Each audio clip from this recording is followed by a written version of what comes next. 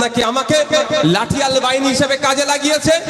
আগামী দিনে আপনার আমার ছেলেকে লাঠিয়াল বাহিনী করে রাখবে বলে এখনই থেকেই তার বেশটাকে ধ্বংস করে দিচ্ছে। ও শুধু বিরোধীরা মিটিং মিছিল করলে লাঠি উঁচিয়ে ছুটে যাবে মারতে, এই সময় নৈতিকতা দায়িত্ববোধ জেগে ওঠে না। সৃষ্টিকর্তা যে ভগবানে বিশ্বাসী, কেউ আল্লাহতে বিশ্বাসী, কেউ যীশু খ্রিস্টতে বিশ্বাসী, বা কেউ নাস্তিকতায় বিশ্বাসী, যার কিন্তু ভারতবর্ষ ধর্মনিরপেক্ষ রাষ্ট্র, এটাই আমাদের দেশের বিউটি, যেখানে হিন্দু মুসলমান জায়ের খ্রিস্টান যে ধর্ম মানে না, যে নাস্তিকতায় বিশ্বাস করে, প্রত্যেকে মাথা তুলে বাঁচতে পারে। কিন্তু একটা অভিশাপ আছে। আজকে দেখছিলাম কয়েকটি ভিডিও যে আজকে বন্ধের একটি লিডারকে মাজেদুর রহমান সম্ভবত, তাকে বুনিয়াদপুর থানার আইসি স্যার চড় মেরেছে। ওটা চরম অন্যায় করেছে। কিন্তু এটা আমি সাথে বলার কারণ এটাই যে তাহলে এটা করেছে, কিন্তু ওই আইসি রাত্রে ফোন করে মাকে স্ত্রী তুলে গালাগালি করলো, তাকে ধরে জেলের ভাত খাওয়ানো দরকার ছিল, সেটা খাওয়াতে পারলো না। পাপ এখানে পাপ করছে, আর বাপ কেউ ছাড়বে না। ও অন্য তৃণমূলের নেতাদেরকে দিয়ে সৃষ্টিকর্তাকে গালি খাওয়াচ্ছে। খাওয়া ভালো করে। আচ্ছা, এখানে আরেকটা কথা বলি, এই ঘটনাটা যদি উত্তরপ্রদেশে হতো, মাজেদুর রহমানকে পুলিশ চড় মেরেছে, এই ঘটনা পশ্চিমবাংলায় ঘটেছে বলে কিছু মুসলিম নেতাদের মুখে আজকে কথা নাই। আমার কথাতে অনেকে তিতে লাগতে পারে, কিচ্ছু করার নেই। যদি উত্তরপ্রদেশ হতো, উত্তরপ্রদেশের বিজেপির পুলিশ মুসলমান লোকটাকে কেমন চড় মারলো দেখলে, এতক্ষণ ফেসবুকে ছেড়াছুড়ি হয়ে যেত, সোশ্যাল মিডিয়া এতক্ষণ তোলপাড় চলতো। এখানকার কিছু মোল্লা মৌলী সাহেব টাইপের আছে, তৃণমূলের ভাতাজীবী কারা আছে, তারা এতক্ষণ লেখালেখি করতো। আর পশ্চিমবাংলাতে এই ঘটনা ঘটলো, এখন তাদের মুখে কোনো কথা নাই। এদের থেকে সাবধান থাকবেন। 2026 আসবে, আপনাকে গল্প শোনাবে অনেক, এই ফাঁদে পা দেবেন না। ফিরে আসি তো, শিশু শ্রম সম্পূর্ণরূপে বন্ধের যে দাবি রেখেছে, আমি এই স্টুডেন্ট ফ্রন্টের সাথে 100% সহমত। শিশুর হাতে বই খাতা পেন দিতে হবে, তার পরিবর্তে অপদার্থ যে সরকার পশ্চিমবাংলায় চলছে, বই খাতা পেন কেড়ে নিয়ে তাদেরকে কিভাবে সমাজ বিরোধী করা যায় তার সব রকম সর্বাত্মক চেষ্টা করছে। আমি এখানে দাঁড়িয়ে, এই জায়গাটার নাম কি, গঙ্গাপুর মার্কেটে দাঁড়িয়ে বলছি, আমার কথা যদি অবিশ্বাস হয়, আমাদের এখানে যারা নেতৃত্বরা আছে, বা আগামী কোনোদিন যদি আমি এখানে আসি বলবেন আপনি মিথ্যে কথা বলেছেন, একটু খোঁজ নিয়ে দেখুন। গঙ্গাপুর আশপাশে যে সমস্ত স্কুলগুলো আছে, প্রাইমারি স্কুল, হাই স্কুল আছে, খোঁজ নিয়ে দেখুন ওই স্কুলগুলোতে কত বাচ্চা পড়াশোনা করে, আর সেখানে শিক্ষক কতজন। খোঁজ নিলে দেখা যাবে 250-300 বাচ্চা পড়াশোনা করে স্কুলগুলোতে, শিক্ষক 1জন 2জন 3জন। যে তালা খুলছে, সেই ঘন্টা দিচ্ছে, সেই প্রেজেন্ট করছে, ও কুনাকি আবার মিড ডে মিলের দায়িত্ব সামলাতে হচ্ছে। এত কটা সামলাবে কখন, আর ছেলেটিকে পড়াবে কখন? দেখলে দেখা যাবে ছেলেটি আর বেশটা নষ্ট হয়ে যাচ্ছে। ফলে কি হচ্ছে, ক্লাস 4 থেকে যখন 5 হাই স্কুলে যাচ্ছে, অন্যান্য ইংলিশ মিডিয়াম বিভিন্ন জায়গা থেকে ছেলেরা যখন আসছে, কম্পিটিশনে আপনার আমার ছেলেটা পারছে না, কাজ ছেড়ে দিয়ে চলে যাচ্ছে, পড়া ছেড়ে কাজে চলে যাচ্ছে। বকলমে রাজ্য সরকার এইগুলোকে শ্রমিক বানানোর চেষ্টা চালাচ্ছে। আপনারা অবাক হবেন। আমি আপনাদের এখানকার মানুষকে বলে যাচ্ছি, যদি আমার কথা অসত্য হয়, আমার ফোন নম্বর তো গুগলে গেলেই অ্যাভেলেবেল পেয়ে যাবেন। আমার নাম্বারে ফোন করে বলবেন, ভাই আপনি এসে মিথ্যা কথা বলে গেলেন। এখানে এই এলাকার মানুষদের বলছি, যাদের ছেলে মেয়েরা সরকারি স্কুলে পড়াশোনা করে, ক্লাস 5-6 এর বাচ্চাকে আজকে বাড়িতে যাবে, বাড়িতে গিয়ে ডাকবেন, ডেকে প্রশ্ন করবেন, পেনটার খাতাটা হাতে তুলে দেবেন, তোর নাম, তোর বাবার নাম, তোর মায়ের নাম, কোন ক্লাসে পড়িস, কোন স্কুলে পড়িস, আর তোর ঠিকানাটা। একটু ইংলিশে লিখে দিত।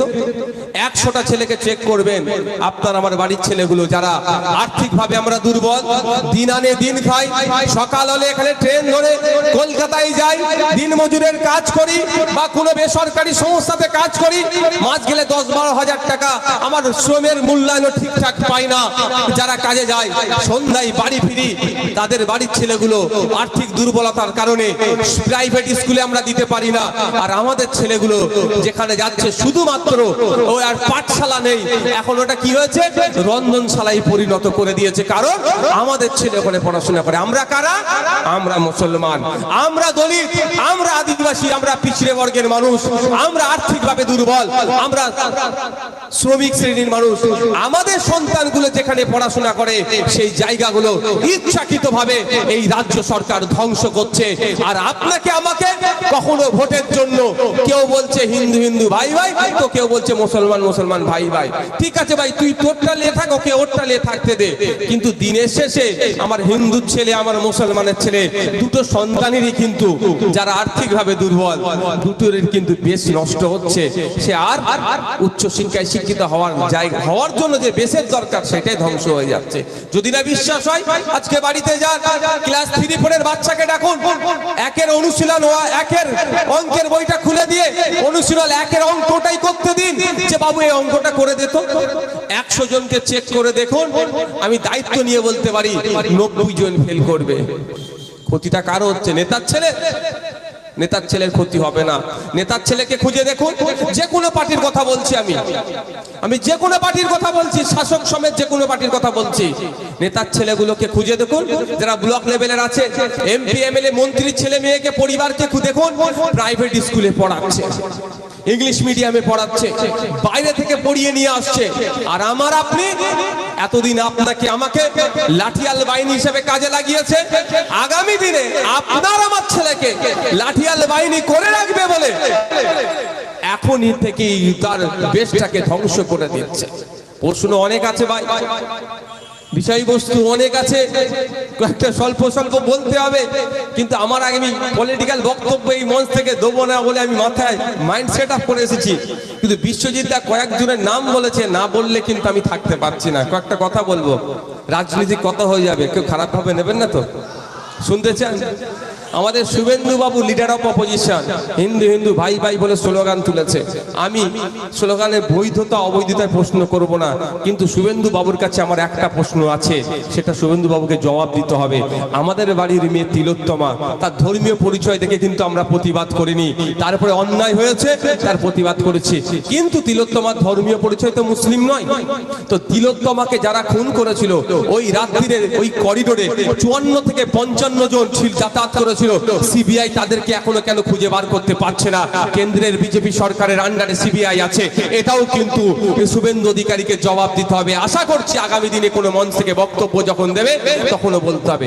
হিন্দু হিন্দু ভাই ভাই স্লোগান তুললেও মমতা ব্যানার্জি যেখানে বিপদে পড়বে সেখানে অন্য হিন্দু এগিয়ে না আসলেও শুভেন্দু বাবু যাবে তাদেরকে সামাল দিতে, এটা মাথায় রাখবে। বন্ধুগণ, আমি অবাক হয়ে যাই, এরা ধর্মীয় পলিটিক্স করলেও বিভিন্ন সময় বিভিন্ন জায়গায় ধর্মীয় পলিটিক্স করছে, কিন্তু বলছে না ফেক এসটি সার্টিফিকেট গুলো কোথায় ইস্যু হচ্ছে, কারা ইস্যু করছে, সেটা বন্ধ করতে হবে। এরা একবারের জন্য বলছে না এসটি কোটা এসসি কোটাতে শিডিউল কাস্ট নমশূদ্র দলিত আপনার মতুয়া সমাজের মানুষ যে কোটায় চাকরি করেন ম্যাক্সিমাম তারা এসসি কোটাতে, সেই এসসি কোটাতে কেন অন্যরা চাকরি করবে এর জন্য বলিষ্ঠভাবে আইনসভার মধ্যে চিৎকার করতে দেখতে পাচ্ছি না। কিন্তু পাড়াতে এসে অমুক অমুক ভাই ভাই তমুক তমুক তোমার শত্রু বলে দেখে দেওয়ার চেষ্টা হচ্ছে। এটাই আমাদেরকে ভাগ করে রাখার চেষ্টা করছে। আমি অনুরোধ করছি রাজনৈতিক কারবারিদের পাল্লাই পড়ে প্রতিবেশীর সাথে সেই সম্পর্ক আপনারা কোনোভাবেই নষ্ট করবেন না, কারণ রাজনৈতিক দল আসবে যাবে, এরা রাজনৈতিক কারবারি, আপনার আমার মধ্যে অশান্তি লাগিয়ে দেবে। সন্ধ্যাবেলা টিভির সামনে বসে উইথ মেকআপ, একদম উইথ মেকআপ বলছি, সন্ধ্যাবেলা টিভির সামনে বসে আপনাকে আমাকে আবার বোকা বানাবে। ডিবেট শেষ হয়ে যাবে, আবার যখন ছোট্ট একটা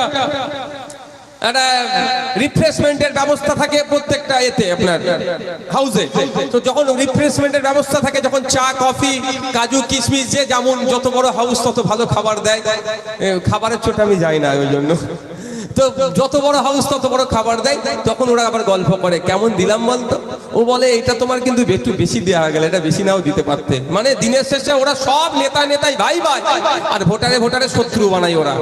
এটা আমাদেরকে বুঝতে হবে বন্ধুগণ। আর একটা যে দাবি রেখেছে গুরুত্বপূর্ণ দাবি, দত্তপুকুর এলাকায় কলেজ, স্টেডিয়াম, সুপার স্পেশালিটি হসপিটালে যে দাবি রেখেছে, অবশ্যই ছাত্ররাই তো আগামী দিনের ভবিষ্যৎ, ছাত্ররাই তো দেশকে পরিচালনা করবে আগামী দিনে। এই ছাত্রদের যে দাবি আমি সম্পূর্ণ সহমত হচ্ছি। কেন দত্তপুকুরের মতো এই এত জনবহুল এলাকাতে সরকারি স্বাস্থ্য কেন্দ্রের মান তলানিতে থাকবে? এখানেও একটা রাজনৈতিক টুইস্ট আছে। আপনারা দেখতে পাবেন যত বেসরকারি নার্সিংহোমগুলো আছে, ম্যাক্সিমাম বলছি, তাদের মালিকের সাথে শাসক দলের ব্লক লেভেলের নেতাদের খুব ভালো সম্পর্ক। কেন বলুন তো?